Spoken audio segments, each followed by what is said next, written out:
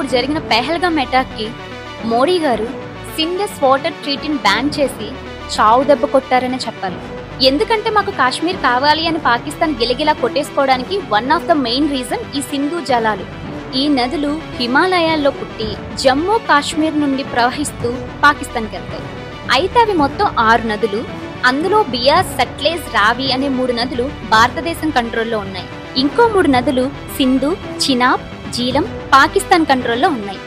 భారత్ ఈ వాటర్ ని 20% వాడుకుంటే 80% వాటర్ ని పాకిస్తాన్ వాడుకుంటుంది. నిజానికి ఈ 80% వాటర్ తోనే పాకిస్తాన్ బ్రతుకుతుంది. తాగడానికి, పొలాలకి అన్నిటికీ ఈ నీళ్లే కావాలి.